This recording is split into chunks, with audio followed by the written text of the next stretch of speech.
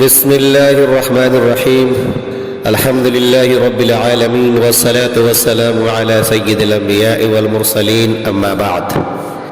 آج ایک اہم سوال ہے، ایک لاء کے اسٹوڈنٹ یعنی قانون کے طالب علم ہے، ان کا سوال آیا ہے۔ یہ پوچھ رہے ہیں کہ آج ریشنلزم یعنی کہ عقل پرستی کا دورہ ہے، ہر کوئی اپنی عقل سے اپنا ایک فیصلہ لیتا ہے، کیا چیز غلط ہے کیا چیز صحیح ہے۔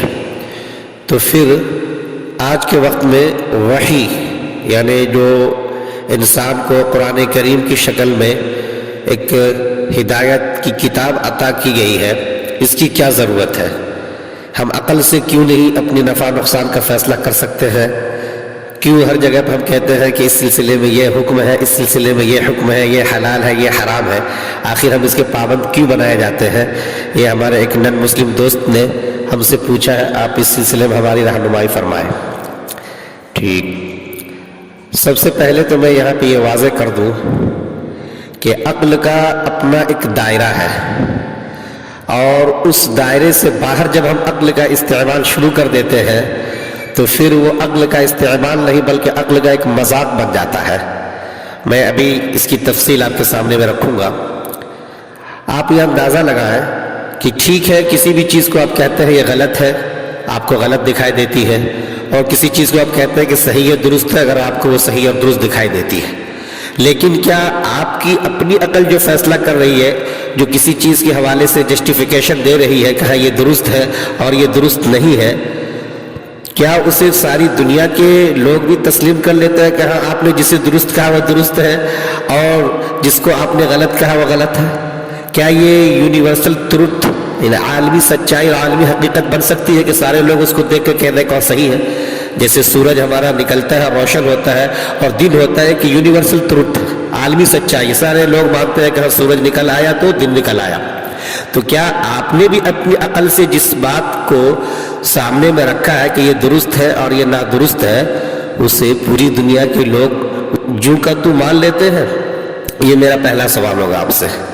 ظاہر سی بات ہے کہ پوری دنیا کے لوگ اسے ویسا ہی جو کا تو نہیں تسلیم کر سکتے جیسا کہ آپ کہہ رہے ہیں۔ آپ تاریخ اٹھا کے دیکھ جائیں، حیران ہوں گے، ایسی عقلی حوالے سے منطقیں اور دلیلیں سامنے میں آئی ہیں، اور وہ توہکن حادثات رونما ہوئے ہیں، جنگیں برپا ہوئی ہیں کہ آپ اس کا شمار نہیں کر سکتے۔ میں ایک مشہور مثال آپ کو جنگ کے حوالے سے دینا چاہوں گا۔ ہم سب انسائکلوپیڈیا برٹانیکا اگر اٹھا کے دیکھیں تو جو دو ایٹم بم کے واقعے سے مشہور شہر ہمارے سامنے میں آتے ہیں، ہیروشیما اور ناگاساکی۔ آپ جب یہ بحث اس انسائکلوپیڈیا برٹانیکا میں جا کر کے دیکھیں گے تو وہاں پہ شروعات اس بات سے کی جا رہی ہے کہ یہ وہ بم ہے کہ اگر نہ گرایا جاتا تو مزید کروڑ لوگ اور ہلاک ہو جاتے، گویا کہ اس بم کو گرا کر کے کروڑوں لوگوں کی جان اور ان کی زندگی بچا لی گئی۔ دلیل دیکھیے، اب دلیل کیا دیتے ہیں؟ وہ دلیل یہ دیتے ہیں، ہمیں ہنسی آ رہی ہے، دلیل وہ یہ دیتے ہیں کہ اگر یہ ایٹم بم گرا کر کے اس شہر کو، وہاں کے لوگوں کو، وہاں کے فوجیوں کو تباہ نہ کیا جاتا تو پھر یہ جنگ مزید اور چل سکتی تھی اور کروڑوں لوگوں کا جان لے لیتی، لہٰذا یہ بم گرا کر کے سب کو ہمیشہ کے لیے ختم کر دیا گیا، ملیہ میٹ کر دیا گیا اور جنگ تھم گئی، اور اس طریقے سے کروڑوں لوگوں کی جان بچ گئی جو مزید جنگ کے نتیجے میں اپنی جان کھو سکتے تھے۔ یہ ان کی دلیل ہے، جبکہ اسی شہر کے اور دنیا جہان کے انصاف پسند یہ کہتے ہیں کہ اس ایٹم بم کا نقصان، اس کے ریئیکشنز اور بھی جو کچھ بھی اس کی جو اپنی ایک اضافی نقصانات سامنے میں آئے، اس وقت تو پورا شہر مٹ گیا، لیکن آج بھی جو وہاں پہ نسلیں پیدا ہو رہی ہیں وہ سب کے سب اپاہج پیدا ہو رہی ہے، جسمانی طور سے، ذہنی طور سے، دماغی طور سے۔ آخر ان نسلوں کا کیا قصور تھا؟ چنانچہ وہ ان کے اپاہج پن کو دیکھ کر کے، ان کے ساتھ ہونے والی زیادتی کو دیکھ کر کے اس عمل کو، ایٹم بم گرانے والے کو قابل ملامت گردانتے ہیں، اور ان کی عقلی دلیل یہ آتی ہے سامنے میں کہ ایسے کرنے والے انسانیت کے دشمن ہیں، ایسا کرنے والے کبھی انسان نہیں ہو سکتے، اور وہ انہیں ملامت کرتے ہیں۔ تو اب دیکھ لیجئے یہ واقعہ جو کہ بہت ہی مشہور ہے इंटरनेशनल तरीके से आप अच्छी तरीके से हर पढ़ा लिखा लोग इसको जानता है, इंटरनेशनल फॉर्म पे कहीं भी आप इस वाक़े को डिस्कस करें हर तरह की बातें सामने में आएंगी। लेकिन मैं ये कहना चाहूँगा यहाँ पे कि यहाँ पे देख लीजिए दो बातें सामने मारी, एक आदमी उसको जस्टिफिकेशन कर रहा है, उसे दुरुस्त ठहरा रहा है, और दूसरी तरफ के जो लोग हैं उनकी अकल उनको बाज़ाब्ता काबिल मलामत गर्दान नहीं है। यहाँ पे दोनों आदमी अपने अपने तर्क, अपने अपनी दलीलें अपनी अपनी अकल से ही दे रहे हैं। ये अकल का इख्तिलाफ क्यों? पता ये चला एब्सोल्यूट अगर आप अक्ल को फ्री रखते हैं, बिल्कुल आज़ाद, किसी भी तरह का कोई कैद बंद नहीं लगाते, किसी दायरे में आप उसको नहीं रखते, तो फिर ऐसे ही तबाहकुन हादसात होंगे और हर तरह की दलीलें दी जाएंगी और इंसानियत मरती रहेगी, उसका कोई भला नहीं होने वाला। तो आपने ये कहा कि अक्ल को बाज़ाब्ता अगर हम इस्तेमाल करें तो इसको इस्तेमाल करने की इजाज़त दी जाए, इसके अलावा किसी और चीज़ की ज़रूरत क्यों? अब मैं उस पर आता हूँ, और उससे पहले मैं वाक़या आपको सुना दूँ। अल्लामा इब्न खल्दून बहुत मशहूर फ़लसफ़ी भी गुज़रे हैं, मुअर्रिख़ भी रहे हैं, इस्लामी हीरोज़ में कह लीजिए इनका नाम आता है। इन्होंने इल्मुल कलाम की बहस जो मुक़द्दमा इब्न खल्दून में उठाई है, वहाँ पर उन्होंने बड़ा एक अहम और अछूता अंदाज़ अपनाते हुए अक्ल को एक मिसाल के ज़रिए से समझाने की कोशिश की है। उन्होंने लिखा है कि अक्ल का भी अपना एक दायरा होता है, और मिसाल उन्होंने ये दी है कि जैसे कि सोना तौलने के लिए एक तराजू होता है, छोटा सा कांटा वाला, आप उस पर सोना तौलते हैं और बड़े आसानी से तौल के अपना अपना काम चलाते हैं। लेकिन क्या उसी छोटे से कांटे वाले तराजू पे आप पहाड़ को तौलेंगे? नहीं तौल सकते। अगर आपने तौलने की कोशिश की तो पहाड़ उसको तोड़ देगा, पहाड़ तुलेगा नहीं उसके ऊपर।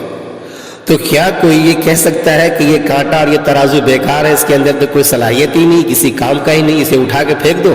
नहीं, बल्कि जो आदमी ऐसी हरकत करेगा उसके ऊपर लोग हंसेंगे कि भाई इससे सोने तौले जाते हैं, चांदी तौल सकते हो, पहाड़ नहीं तुल सकता है इसके ऊपर। उसकी अक्ल के ऊपर लोग हंसेंगे, उसकी अक्ल काबिल मलामत मानी जाएगी, न कि उस तराजू की कोई खराबी मानी जाएगी। ठीक इसी तरीके से अक्ल का मामला है।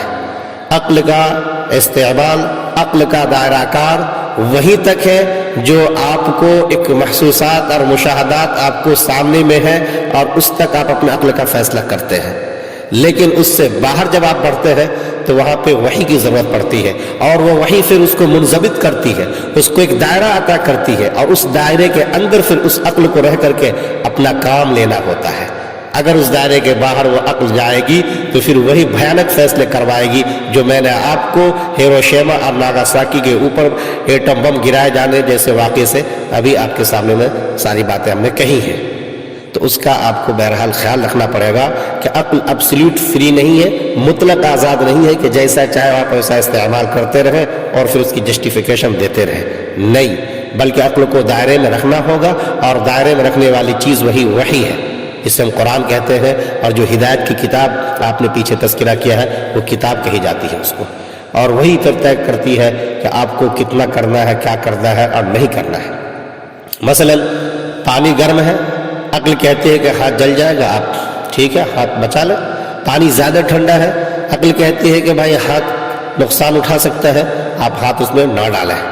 लेकिन शरीयत बहरहाल आपको वहाँ पे इस बात का मुकल्लफ ज़रूर बनाएगी कि आपको वज़ू करना है, नमाज पढ़नी है। अब अगर ज़्यादा गर्म है, नुकसान पहुँचा सकता है, तो आप तयम्मुम से काम लेंगे। या ज़्यादा ठंडा है और आपका कोई हाथ या पाँव ख़त्म हो सकता है, शल हो सकता है, तो आप तयम्मुम से काम लेकर के बहरहाल पाकी तहरत हासिल करेंगे और नमाज पढ़ेंगे। तो यहाँ पे वही आकर के आपको एक नॉर्मल लाइफ की तरफ ले जाएगी, और आपके लिए जो सहूलत का सामान होगी वो आपको फराहम करेगी, न कि अक्ल को आप फैसल मान करके यहाँ पे उसका इनकार कर दें। मेरे ख्याल से ये सारी बातें आप अगर समझ गए होंगे मिसाल के ज़रिए, वाक़यात के ज़रिए, और अक्ल की कहाँ तक हदबंदी होनी चाहिए, उसका दायरा कार क्या है, उसको मुनज़बित करने के लिए किस चीज़ की ज़रूरत पड़ती है। अगर इन सारी बातों पर गौर करेंगे इंशाअल्लाह तो आपके सवाल का जवाब बहुत ही वाज़ेह तरीके से सामने में आएगा। शुक्रिया, जज़ाकल्लाह। मैं फिर से कह दूँ, हमारे कई साथियों ने ये कहा है कि मुफ्ती साहब आपके चैनल पर जो लोग आते हैं आप उन्हें ज़रा सा देखिए। उन लोगों ने शायद टेक्निकल तौर पे उनको देखा होगा तो पता ये चला कि 80% वो लोग हैं जो देखते तो हैं लेकिन सब्सक्राइब नहीं कर पाते हैं। तो सब्सक्राइब कर लें ताकि जो बातें अहम ہوتی ہے، میری کوشش ہوتی ہے کہ اپنا جو مطالعہ ہو، جو سوال آتا ہے اس کو بارہا الگ الگ طریقے سے دیکھوں، سمجھوں، پرکھوں اور پھر اس کے جوابات آپ لوگوں تک مہیا کروں، تو وہ ساری باتیں آپ تک بر وقت پہنچ سکیں۔ اس لیے آپ لوگ چینل کو سبسکرائب کر لیں، آل کا جو آپشن ہوتا ہے بٹن کے اوپر جا کر کے وہ بھی آپ دبا لیں بیل آئیکن پہ، اور اس کے جتنے مضامین یا مواد اس پہ نشر ہوتے ہیں اس کو بھی خوب سے خوب شائع کریں، دوستوں میں شیئر کریں۔ شکریہ، جزاک اللہ۔